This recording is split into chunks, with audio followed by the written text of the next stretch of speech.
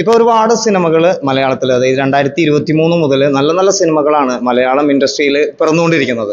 അപ്പോൾ അന്യഭാഷ ചിത്രങ്ങൾ, അതായത് ഒരുപാട് തെലുങ്കും തമിഴും അതുപോലെ തന്നെ ഹിന്ദി, കന്നഡ, അങ്ങനെ ഒരുപാട് സിനിമകൾ സൂപ്പർ ഹിറ്റ് ആയിക്കൊണ്ടിരിക്കുന്നതും അതുപോലെ തന്നെ കോടികൾ നേട്ടം കൈവരിച്ച് നല്ല രീതിയിൽ സിനിമകൾ വിജയിച്ചുകൊണ്ടിരിക്കുമ്പോൾ മലയാളം സിനിമകൾ കുറച്ച് നാൾ അധപതിച്ചെങ്കിലും കൂടിയിട്ട് 2023-24 ഒരുപാട് നല്ല സിനിമകൾ സമ്മാനിക്കാൻ കഴിഞ്ഞു എന്നുള്ളതാണ്. അതിനെല്ലാത്തിനും നന്ദി പറയുന്നത് സിനിമയുടെ സംവിധായകർക്ക് തന്നെയാണ്. നല്ല സിനിമകൾ കാഴ്ചവെച്ച സംവിധായകർക്കാണ്. താരമൂല്യങ്ങളില്ലാതെ, അതായത് താരപദവികളില്ലാതെ വരുന്ന ചെറുപ്പക്കാർ, അതായത് പുതുതലമുറകളാണ് ഇപ്പോഴത്തെ സിനിമകൾ അഭിനയിച്ച് വിജയിപ്പിക്കുന്നത്. അതുകൊണ്ട് തന്നെ 100 കോടി ക്ലബ്ബ് എന്നുള്ളതൊക്കെ മറികടന്ന് 200-300 കോടികളിലേക്ക് സിനിമ പോയിക്കൊണ്ടിരിക്കുകയാണ്. നമുക്കറിയാം, അന്യഭാഷ ചിത്രങ്ങളാണ് സാധാരണ 1000 കോടി ബഡ്ജറ്റൊക്കെ അടിച്ച് ടാർഗറ്റ് ചെയ്ത് പോകാറുള്ളത്. ഇപ്പോഴത്തെ മലയാളം സിനിമകളും 100 കോടിക്ക് മുകളിൽ കളക്ഷൻ നേടിക്കൊണ്ടിരിക്കുകയാണ്. അതുകൊണ്ട് തന്നെ നമുക്ക് പണ്ടൊക്കെ പറഞ്ഞു കഴിഞ്ഞാൽ ഒരു സിനിമ നമ്മൾ കോടികൾ എത്ര നേടി എന്നുള്ളത്, അല്ലെങ്കിൽ ബോക്സ് ഓഫീസിനെ കുറിച്ച് നമുക്ക് അറിയുന്ന ഒരു കാര്യമായിരുന്നില്ല. പുലിമുരുകൻ എന്ന് പറയുന്ന മോഹൻലാലിന്റെ സൂപ്പർ ഹിറ്റ് സിനിമ 100 കോടി ക്ലബ്ബ് അടിച്ചതിന് ശേഷമാണ് കോടികളിലേക്കുള്ള കണക്കുകൾ മലയാളികൾ കണക്കൂട്ടാൻ തുടങ്ങിയത്.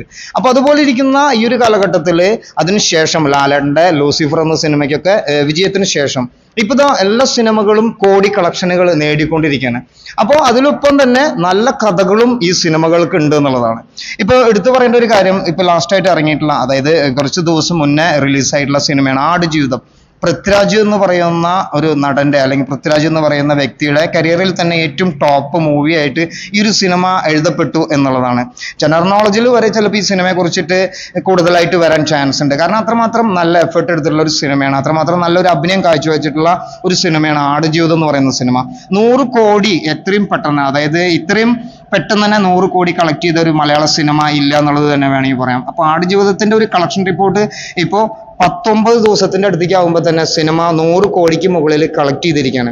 അപ്പോൾ പൃഥ്വിരാജ് എന്ന് പറയുന്ന നടന് അഭിമാനിക്കാൻ കഴിയുന്ന ഒരു കാര്യം തന്നെയാണ്. ഒപ്പം തന്നെ നമ്മൾ മലയാളികൾക്കും ഇതുപോലെ നല്ലൊരു സിനിമ കിട്ടിയതിൽ വളരെയധികം അഭിമാനിക്കാം.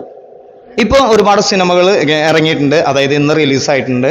പ്രണവ് മോഹൻലാലിൻ്റെ, അതുപോലെ തന്നെ നമ്മുടെ ഉണ്ണി മുകുന്ദൻ്റെ, പിന്നെ ഫഹദ് ഫാസിലിൻ്റെ. അപ്പോൾ ഈ ഒരു സിനിമകളിലും ഇപ്പോഴും തിയേറ്ററിൽ ഹൗസ്ഫുള്ളായിട്ട് ജോസ് തിയേറ്ററിൽ ഇന്ന് കാലത്തെ റിപ്പോർട്ട് വന്നിരിക്കുന്നത് മോർണിംഗ് ഷോ, ഒറ്റ ഷോയാണ് അവിടെ കളിക്കുന്നതെങ്കിൽ കൂടിയിട്ട് അതും ഹൗസ്ഫുള്ളായിട്ടാണ് ആടുജീവിതം ഓടിക്കൊണ്ടിരിക്കുന്നത്. കൂടുതൽ സ്ക്രീനിൽ ഇപ്പോഴും ആടുജീവിതം കളിക്കുന്നുണ്ട്, അതുപോലെ തന്നെ കാണാനും ഫാമിലീസ് ഇപ്പോഴും പോയിക്കൊണ്ടിരിക്കുന്നുണ്ട് എന്നുള്ളതാണ് കൂടുതൽ റിപ്പോർട്ടുകൾ കിട്ടുകൊണ്ടിരിക്കുന്നത്. എല്ലാം നമ്മൾ സന്തോഷിക്കേണ്ട ഒരു കാര്യം, ഒരുപാട് നെഗറ്റീവുകൾ എല്ലാവർക്കും ഉണ്ടാവും. ഓരോ നടന്മാർക്കും ഓരോ ഇഷ്ടങ്ങളും അനിഷ്ടങ്ങളും ഉണ്ടാവും. അതുപോലെ തന്നെ ആരാധകരും പല രീതിയിലാവും.